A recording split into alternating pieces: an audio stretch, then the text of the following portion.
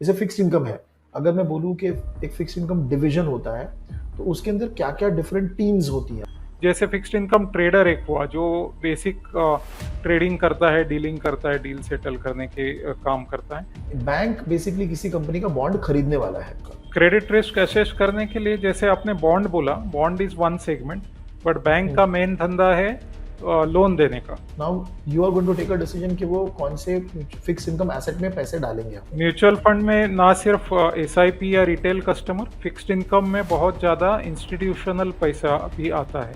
तो क्या ऐसा बाइफरकेशन है कि जीसेक में अलग टाइप का कुछ रिसर्च हो रहा है, कॉर्पोरेट बॉन्ड्स में अलग हो रहा है? जीसेक बेसिकली इकोनॉमिक फंडामेंटल पे ट्रेड होता है, जैसे इन्फ्लेशन, इंटरेस्ट रेट, ग्रोथ। तो इंडिया में फिक्स इनकम की अपॉर्चुनिटीज ज्यादा मिलती हैं या फिर इक्विटी की ज्यादा मिलती है? देखिए ऐसा है कि इक्विटी में हर कोई रिसर्च कर रहा है। जैसे मैं अपना 1000 रुपया भी लगा रहा हूँ तो मैं कोई रिसर्च को फॉलो कर रहा हूँ वगैरह वगैरह। तो राइट। क्योंकि इक्विटी में रिटर्न्स ज़्यादा है तो बहुत सारे लोग उसके पीछे भागते हैं, इवन दे आर क्वालिफाइड और नॉट क्वालिफाइड। अगर सपोज मुझे करियर बनाना है into the fix income side, तो क्या क्या स्किल सेट आपके हिसाब से होने चाहिए किसी भी कैंडिडेट के अंदर?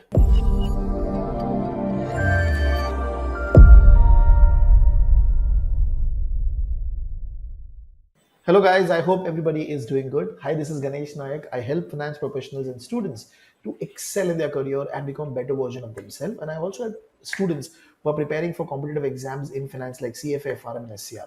And as a part of that journey, we also talk to people from the industry, trying to understand what different roles are available in the industry and what skill sets are needed in the industry and how somebody can create a finance career. Okay, and today we are having a quick podcast with Sanjay sir, and this podcast is going to be in Hindi. Okay, so Sanjay sir, first of all, thank you very much. आपने time निकाला हमसे बात करने के लिए। एक brief अगर आप दे सकते हैं, बिकॉज आपकी 25 ईयर की जर्नी रही है into the fixed income side in industry, तो क्या क्या हुआ, क्या अप्स एंड डाउन्स हुए, अगर आप हमको बता सकते हैं तो। Thank you, Ganesh, for this podcast. I'm happy to be here on this podcast. In terms of journey, I was mentioning to you, I have been fixed income trader earlier, in early part of my career in 99 2000, and that time fixed income was much more of a phone based market. phone पे होते थे deals. अभी भी okay. to some extent phone पे होते हैं, but अब और systems आ गए हैं। तो वहाँ से चालू किया। फिर मैं बैंक में गया, couple of banks I work with, और वहाँ पे मैंने लोन देने के लिए क्रेडिट रिसर्च जो होता है उसमें काम किया। उसके बाद मैं asset management mutual fund industry में गया, and I okay. Work with large asset manager for almost 16-17 years. उसमें 10 साल में इंडिया में रहा। इंडिया में मैं हेड ऑफ फिक्स्ड इनकम था इन्वेस्टमेंट के लिए। उसके बाद में हांगकांग और सिंगापुर जाने का भी मुझे मौका मिला। तो वहाँ पे मैंने ग्लोबल फंड्स में इन्वेस्ट किया, fixed income funds, currency oriented funds, India oriented fixed income funds, ऐसे सब इन्वेस्टमेंट्स मैंने हांगकांग में पहले, और फिर 3 साल मैंने सिंगापुर में किया। उसके बाद ये सब होने के 25 साल होने के बाद आई थॉट के वापस इंडिया चलते हैं, और अपना जो नॉलेज है वो अपने कलीग्स, फ्रेंड्स और इन्वेस्टर्स के लिए यूज़ करेंगे। तो अब हमने सफ़ायर इन्वेस्ट नाम से एक वेल्थ एडवाइजरी फर्म चालू किया है, जिसमें हम सब तरह के इन्वेस्टमेंट, ना कि सिर्फ म्यूचुअल फंड पीएमएस जो डोमेस्टिक इन्वेस्टमेंट है, बट ग्लोबल इन्वेस्टमेंट में भी हेल्प करते हैं। मेरा जो एक्सपीरियंस है वो मैं यूज़ करके global investment, ETF oriented investment, इसके लिए मॉडल बेस्ड इन्वेस्टमेंट या व्यू बेस्ड इन्वेस्टमेंट करने में हम मदद करते हैं लोगों की। Okay, wonderful sir. So sir, जो हमारी ऑडियंस है वो प्राइमरली करियर स्पेसिफिक भी देखती है, तो अगर मेरे जो भी नेक्स्ट कुछ क्वेश्चंस होंगे विद रिस्पेक्ट टू वही होंगे कि जैसे फिक्स्ड इनकम है, अगर मैं बोलूँ कि एक फिक्स्ड इनकम डिवीजन होता है, तो उसके अंदर क्या क्या डिफरेंट टीम्स होती हैं, अगर आप एक थोड़ा सा हमको ब्रीफ दे पाए तो। श्योर। सो फिक्स्ड इनकम में हर तरह के रोल होते हैं। जैसे आप इक्विटी में जानकार लोग होंगे बहुत सारे, तो उसमें भी ऐसे ऐसे डिफरेंट तरीके के रोल्स होते हैं। जैसे फिक्स्ड इनकम ट्रेडर एक हुआ जो बेसिक ट्रेडिंग करता है, डीलिंग करता है, डील सेटल करने के काम करता है। उसके अलावा एक जो क्रेडिट होता है, जैसे इक्विटी में इक्विटी रिसर्च करना इम्पोर्टेंट है, हर कंपनी को देखना, जानना, पहचानना कैसे उसका स्टॉक प्राइस चेंज होगा। वैसे ही क्रेडिट रिसर्च एक क्रूशियल एरिया होता है, तो credit analyst is a crucial role. तो ओके। उस आदमी को, उस रोल के पर्सन को क्रेडिट का रिसर्च करके बेसिकली फाइनेंशियल प्रोजेक्शन और कंपनी कैसे परफॉर्म करेगा, प्रॉफिटेबल रहेगा कि नहीं, उसके रेशियोज वगैरह देख के okay.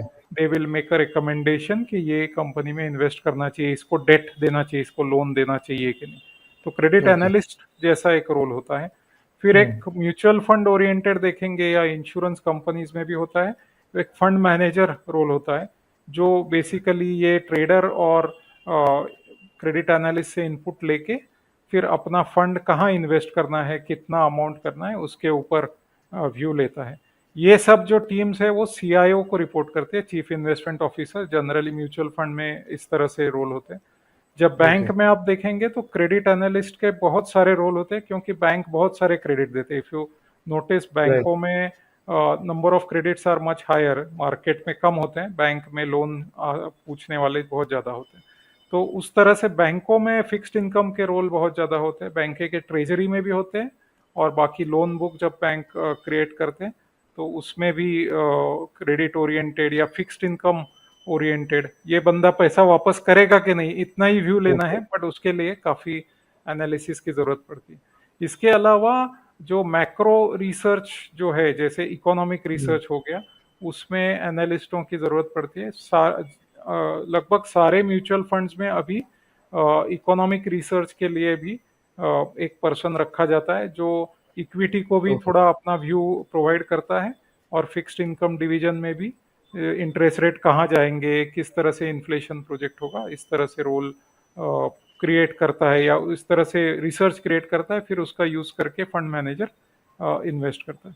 So fixed income is a vast area actually, including banks, insurance companies, mutual funds, सब जगह फिक्स्ड इनकम के स्किल सेट की जरूरत पड़ती है। राइट। तो सर इसमें जो आपने भी क्रेडिट एनालिस्ट बोला इन अ बैंक, तो जो मुझे समझ में आया कि बैंक बेसिकली किसी कंपनी का बॉन्ड खरीदने वाला है, तो हाँ, before buying they will basically take a call through the credit analyst कि whether this investment is a good investment और नॉट। करेक्ट। प्राइमरली क्रेडिट तो रिस्क असेस कर रहे हैं हम उसका। क्रेडिट रिस्क असेस करने के लिए, जैसे आपने बॉन्ड बोला, bond is one segment, but bank hmm. का मेन धंधा है लोन देने का। जैसे अच्छा। कोई कंपनी जो अ, बहुत बेसिक काम कर रही है और उसको लोन देना है, तो वो हम्म। बैंक के पास जाएगी। फिर ओके। इसमें दो तरह के डिवीजन भी हो जाते हैं। एक तो कॉरपोरेट लोन जब देते हैं तब क्रेडिट एनालिसिस होता है। जब रिटेल लोन देते हैं तो वो अलग तरह का एनालिसिस होता है कि कितने प्रोबेबिलिटी है इसमें से दो लोग डिफॉल्ट करेंगे वगैरह, तो वो क्वांटिटेटिव रिसर्च ओरिएंटेड थोड़ा रोल होता है। बट जब कॉरपोरेट लोन देते हैं, जैसे every company has a corporate loan on their book, right?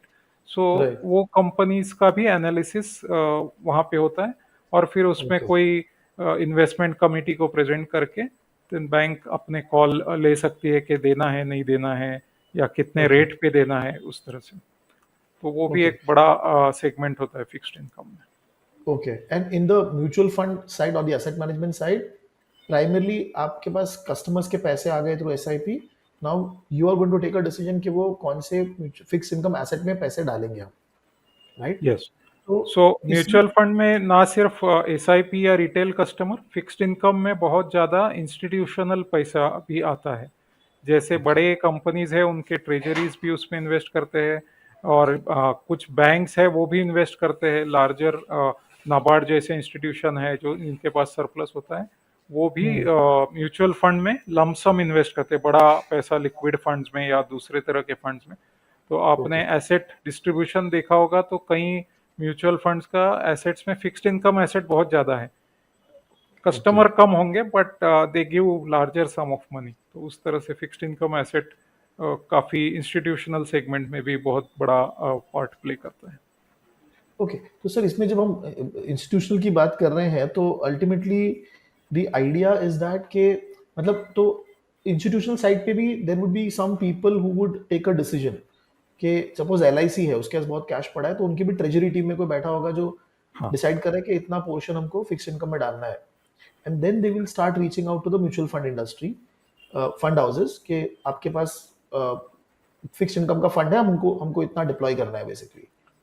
M I correct on that? Correct. Yes. So ये एग्जाम्पल ठीक है, लेकिन LIC क्योंकि इतना बड़ा है तो वो अपने ही फिक्स्ड इनकम प्रोफेशनल डिप्लॉय करता है। राइट। बट मैं जैसे उससे थोड़ा डिफरेंट एग्जांपल दूं तो जैसे ITC जैसी कंपनी है, सिगरेट बेचती है, हम्म। तो काफी हम्म। कुछ पैसा उनके पास जमा होता है सरप्लस। तो उनका ट्रेजरी मार्केट में खुद भी इन्वेस्ट कर सकता है, लेकिन प्रोफेशनल मैनेजर जैसे म्यूचुअल फंड है उनके पास भी पैसा दे सकता है। तो दोनों तरीके से वो इन्वेस्ट करते हैं, वो खुद भी थोड़ा ओके। इन्वेस्ट करते हैं, बॉन्ड्स खुद खरीदते हैं। तो वहां पे प्रोफेशनल्स की जरूरत पड़ती है टू सम एक्सटेंट। बट वहाँ ओके। पे फिर लोग ऐसे भी होते हैं जो म्यूचुअल फंड में इन्वेस्ट करने के लिए उसका रिसर्च करके बताते हैं। फिर कुछ कंपनीज ऐसे होते हैं जिनके पास इतना बड़ा ट्रेजरी नहीं है, तो वो फिर हम्म। म्यूचुअल फंड एडवाइजर्स के पास जाते हैं, हमारे जैसे लोगों के पास, उनको पूछते हैं कि किस तरह के फंड में इन्वेस्ट करें या क्या स्ट्रेटेजी करें। तो वो भी एक ओके। सेगमेंट हो जाता है कि डिस्ट्रीब्यूटर के पास भी रिसर्च होना जरूरी है या एडवाइजर के। तो वो भी एक सेगमेंट रोल्स के लिए खुल सकता है, फिक्स्ड तो इनकम इसमें सर रिसर्च। इंडस्ट्री में जब हम रिसर्च की बात कर रहे हैं या इन्वेस्टिंग, तो क्या ऐसा बाइफरकेशन है कि जीसेक में अलग टाइप का कुछ रिसर्च हो रहा है, कॉर्पोरेट बॉन्ड्स में अलग हो रहा है, तो ऐसा कुछ? जीसेक बेसिकली ऐसा डिस्ट्रीब्यूशन है to some extent. G Sec basically economic fundamental पे ट्रेड होता है, जैसे इन्फ्लेशन, इंटरेस्ट रेट, ग्रोथ, ये कहाँ जाने वाले हैं उस हिसाब से। और गवर्नमेंट बोरोइंग है, जैसे हमने देखा GST में अभी कट हो गया, हम्म। ये 22 सितंबर से। यस। सो गवर्नमेंट का रेवेन्यू कम हो जाएगा, then can government come and borrow more in the market. तो ओके। इस तरह का रिसर्च उन्होंने करना पड़ता है। तो ये मैक्रो इकोनॉमिक रिसर्च हो गया। लेकिन जैसे कॉरपोरेट है तो उसमें पर्टिकुलर कंपनी का क्या प्रोस्पेक्ट है, उसके रेशियोज कहाँ जा रहा है, या उसके फाइनेंशियल प्रोजेक्शंस, उसका strength in the balance sheet कितना है, या P&L अकाउंट ओके। में क्या हो रहा है, ये रिसर्च होता है। तो वो ज़्यादा स्पेसिफिक उस कंपनी का रिसर्च करना पड़ता है। ऑफ कोर्स उसमें भी उस इंडस्ट्री का क्या होगा, पूरे इकोनॉमी का क्या होगा, इससे भी फर्क पड़ेगा। लेकिन more specific research in that corporate will be required in the credit research segment. So corporate bond का रिसर्च अलग है, गवर्नमेंट सिक्योरिटीज का जैसे मैंने बोला इकोनॉमिक रिसर्च ज्यादा होता है, जो ओके। ब्रॉडर पैरामीटर्स है उस तरह से। तो सर जो ट्रेडिंग साइड होती है उसमें भी जो डेस्क होता है, क्या उसमें भी बाइफरकेशन होता है कि जीसेक को ट्रेडर अलग ही होते हैं और बाइफरकेशन है हाँ, वैसा? तो तीन तरह के बाइफरकेशन इसमें कर सकते हैं। एक तो जीसेक एंड कॉरपोरेट जो आपने बताया, उसके अलावा एक मनी मार्केट ट्रेडर होते हैं। मनी मार्केट में जैसे सीपीज, बॉन्ड, सीपीज और सीडीज हो गए जो शॉर्टर टेनर के हैं, उसके लिए हम्म। भी ट्रेडर अलग से हो सकता है, depending on size of the treasury और the funds. Then they deploy multiple people, sometimes एक ही बंदा दोनों तीनों रोल भी प्ले करता ओके। है। ओके। तो सर अगर हम इंडियन लैंडस्केप देखें, मतलब बैंक्स हो गया या, तो इंडिया में फिक्स इनकम की अपॉर्चुनिटीज ज्यादा मिलती हैं या फिर इक्विटी की ज्यादा मिलती है? बिकॉज जो मेरा अंडरस्टैंडिंग है, इक्विटी मार्केट इतना बूम कर रहा है, सबको इक्विटी दिखता है, तो कैसा है वो, मतलब फिक्स इनकम मार्केट? मतलब ये एक थोड़ा स्ट्रेटेजिक कॉल है फॉर एवरी यंग पर्सन कि इक्विटी में, देखिए ऐसा है कि इक्विटी में हर कोई रिसर्च कर रहा है। जैसे मैं अपना 1,000 रुपया भी लगा रहा हूँ तो मैं कोई रिसर्च को फॉलो कर रहा हूँ वगैरह वगैरह। तो राइट।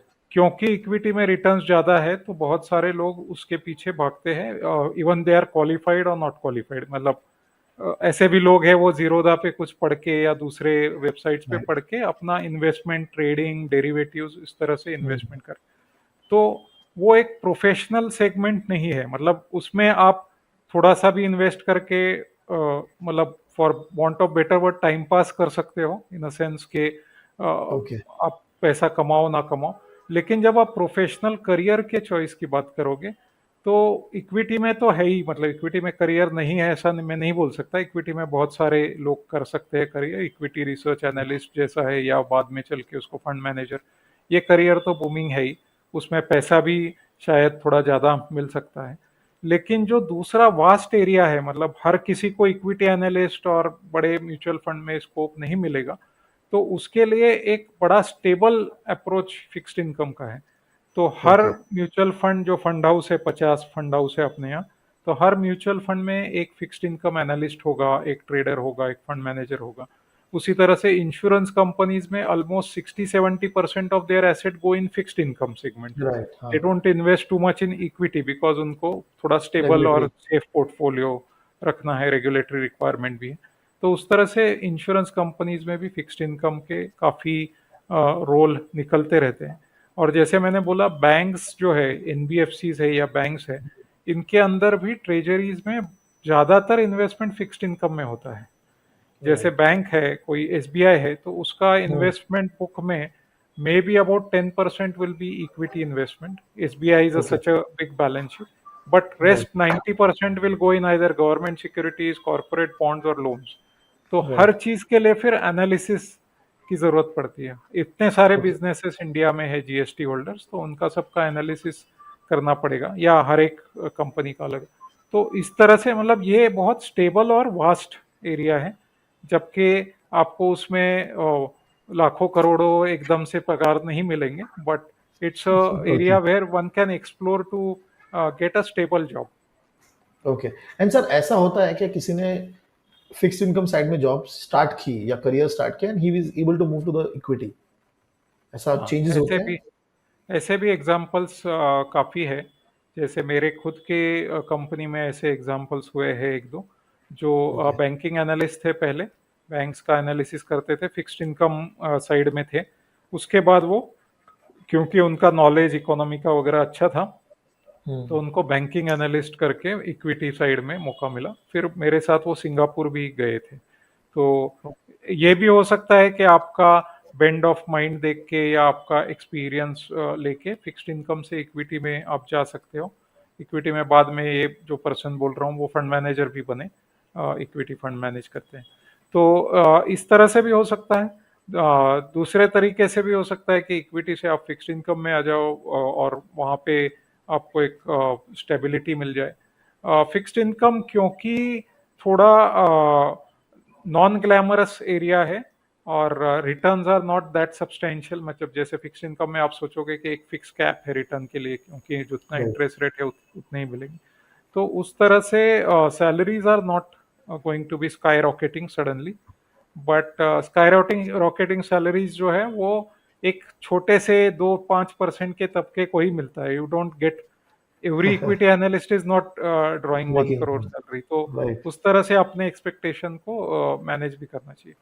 जैसे नया एक डिवीजन अभी प्राइवेट इक्विटी का भी आया हुआ है, प्राइवेट क्रेडिट का भी आया हुआ है। Private credit okay. में यस। आप थोड़े से बैंक जो जिसको क्रेडिट नहीं दे सकते, वैसे थोड़े हायर क्रेडिट, जैसे कोई कंस्ट्रक्शन कंपनीज है या होटल्स है, उनको लोन देते हैं। और उसमें फिर थोड़े रिटर्न्स ज़्यादा आते हैं। जैसे प्राइवेट क्रेडिट फंड 12 से 14% के रिटर्न अर्न करते हैं, बट जो normal mutual fund fixed income है, फंड्स है, इसमें आप 7 से 10% के रिटर्न अर्न करते हैं। तो रिटर्न पोटेंशियल रिलेटिवली लिमिटेड है।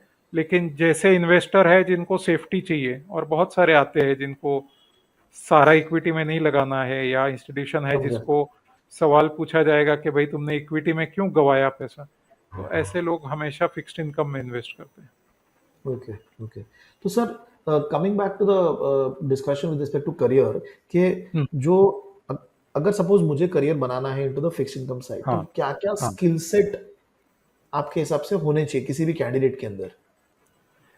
देखिए, जैसे करियर बनाने के लिए या एंट्री करने के लिए आपको पहले तो थोड़ा सा इस मार्केट का या इस तरह के एक जॉब करने का, जो फाइनेंशियल बैलेंस शीट इस तरह के जॉब करने का एक पैशन या अंडरस्टैंडिंग होना चाहिए। तो पैशन, ये पहली चीज़ हम समझ सकते हैं कि उस तरह से एक बिल्डअप हो सकता है। क्योंकि आपको जो इंटरेस्ट ही नहीं है नंबर्स में, तो फिर आप वो तरीके का काम नहीं कर पाओगे। ये थोड़ा नंबर ओरिएंटेड काम है। फिर राइट। बाद में आपको अंडरस्टैंडिंग और स्टडी उसका बिल्डअप करना पड़ेगा। जैसे बहुत सारा एनालिसिस इक्विटी के जैसा ही है। जैसे आप डीसीएफ बनाते हैं या दूसरे तरीके के एनालिसिस करते हैं, तो उसी हम्म। तरीके का एनालिसिस होगा। बट आप हमेशा डाउन साइड प्रोटेक्ट करने की तरफ देखते हैं फिक्स्ड इनकम में। इक्विटी में राइट। हमेशा आप सोचोगे कि इसमें अपसाइड क्या है, ये आगे कैसे बढ़ेगा, ग्रोथ कैसे होगा। ओके। आपको वो नहीं देखना है। आपको ये डूबेगा तो नहीं, उसके डाउनसाइड क्या है, उसके इंडस्ट्री में कुछ ऐसा चेंज हो गया कि वो कोप नहीं कर पाया कंपनी, उस तरह से आपको समझा। डाउनसाइड की तरफ देखना है। बट वो अंडरस्टैंडिंग और स्टडी आपके लिए इम्पोर्टेंट है। तीसरा part, of course practical experience, किसी के पास आप अंडर स्टडी काम करें, उस तरह से रिक्वायरमेंट भी होता है। जैसे बैंक्स, म्यूचुअल फंड्स में या दूसरे भी छोटे आउटफिट्स में आप कर सकते हैं।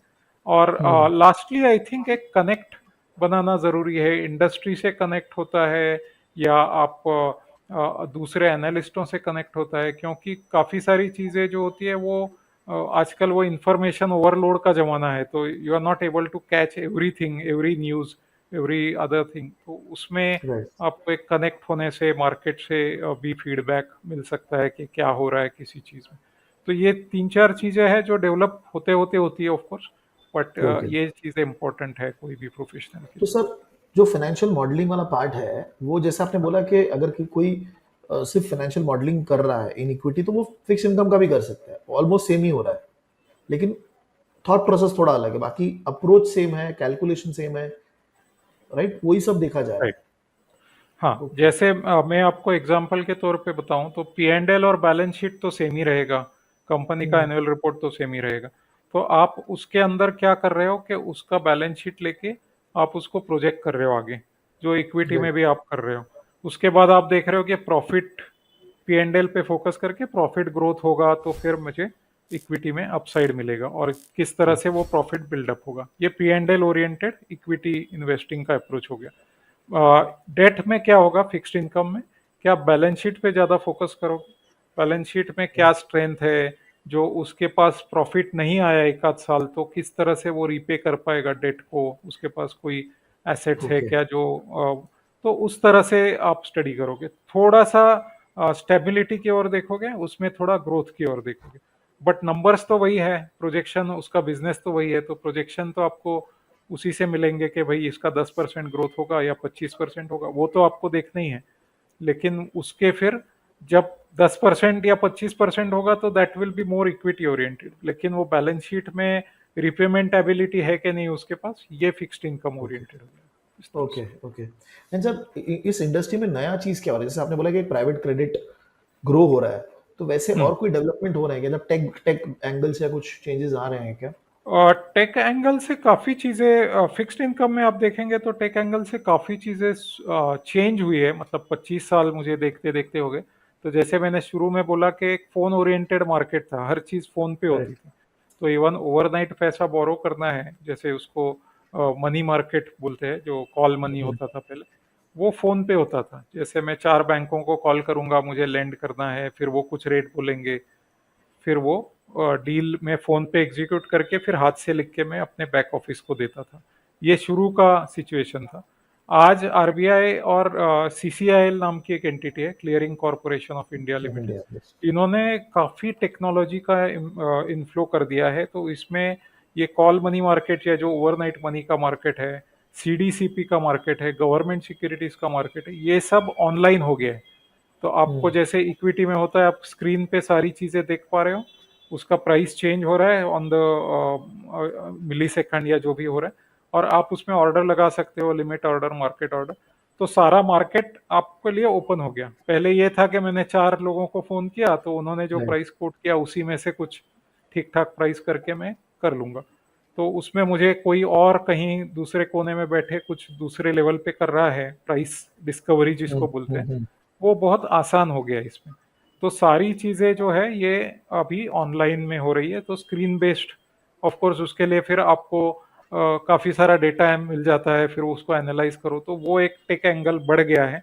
पहले ओके। उतना नहीं था, बट ये सारा कुछ ऑनलाइन हो गया है, तो पहले जैसा वो फ़ोन मार्केट अभी नहीं रहा।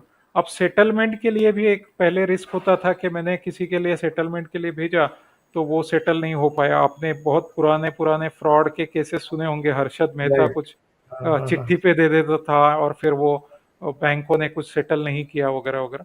तो वो सब अब बंद हो गया है, मतलब होपफुली कोई सिस्टम में से कुछ फ्रॉड ना करे, बट अदरवाइज बहुत सारा स्ट्रीमलाइन हो गया समझ। है। सेटलमेंट रिस्क बहुत कम हो गया है इसमें, तो उस तरह से भी काफ़ी एडवांसमेंट हुआ है। ऑफ कोर्स उसके लिए फिर हर जो ट्रेडर है या हर जो फंड मैनेजर है उसको सिस्टम्स का नॉलेज, थोड़ा सा बेसिक प्रोग्रामिंग का नॉलेज होना चाहिए, राइट। क्योंकि वो बहुत सारा डेटा हो जाएगा तो फिर आप उसको एक्सेल में एनालाइज करने से बेटर है कि आपका पाइथन या कुछ वैसे यूज़ कर लो। तो वो राइट। प्रोग्राम बन जाते हैं। काफ़ी सारे अपने यहाँ एडवांसमेंट अभी कम है, लेकिन इंटरेस्ट रेट स्वैप्स और जो ऑप्शंस होते हैं उसके लिए और क्वांटिटेटिव मैथमेटिकल चीज़ों की ज़रूरत पड़ती है, तो वो भी धीरे धीरे अपने यहाँ ग्रो हो जाएंगे। तो this market is also going the tech way. Basically equity में आप जैसे सोचोगे कि मुझे बहुत सारा इन्फॉर्मेशन है लेकिन मुझे राइट। उसको अच्छे से एनालाइज करने के लिए टेक का बेनिफिट लेना पड़ेगा। तो वही हम्म। चीज़ फिक्स्ड इनकम में भी हो रही है। और ग्लोबली जो आप देखोगे तो बहुत सारे जो जिनको आप क्वांटिटेटिव एनालिस्ट बोल सकते हैं, रॉकेट साइंटिस्ट बोल सकते हैं, वैसे लोग फिक्स्ड इनकम में आते हैं, क्योंकि इसमें बहुत छोटे छोटे प्रॉफिट मार्जिन होते हैं। मार्जिन ऑफ सेफ्टी या प्रॉफिट आप देखोगे तो छोटे होते हैं। तो राइट। उसको कैप्चर करने के लिए आपको टेक्नोलॉजी की ज़रूरत पड़ती है। जैसे ओके। इक्विटी में आपने एक बड़ा व्यू ले लिया, अ, मतलब वॉरेन बुफे की तरह आप लेके बैठ गए 25 साल। फिक्स्ड इनकम में वैसा नहीं होता। तो फिक्स्ड इनकम में थोड़ा ट्रेडिंग ओरिएंटेशन ज़्यादा होता है, तो उसके लिए भी एनालिटिकल क्वांटिटेटिव टेक्निक्स की ज़रूरत ज़्यादा पड़ती okay. Now sir, coming to your venture, जैसे भी है। आप हमने बात किया था कि आप आपने कुछ यंग बच्चों के लिए कुछ एक हाँ। सेशन भी किया था लेटली, तो आप मुझे थोड़ा बता सकते हैं क्या था वो, और कैसे सो आप यंग एडल्ट्स को हेल्प करते हैं? तो ये वेंचर चालू करने के बाद मैं काफ़ी सारे अपने दोस्तों को मिला, और बहुत सारे मेरे एज ग्रुप के दोस्त जो है उनके बच्चे 15 से 25 के एज ग्रुप में है। तो उनका ओके। एक था कि इनको काफ़ी चीज़ें पता है, मार्केट वगैरह करते हैं, ट्रेडिंग भी कर लेते हैं, लेकिन उनको वेल्थ बिल्डिंग के बारे में रिलेटिवली कम पता है। तो ओके। जैसे अपने को भी, जैसे हमारे जैसे लोग हैं जो 15-25 साल में, हम तो इतने मनी अवेयर थे नहीं, और फाइनेंशियल लिटरेसी अपने यहाँ इतना कॉमन प्लेस है नहीं। जैसे स्कूलों में, कॉलेजों में इसका ट्रेनिंग नहीं दिया जाता।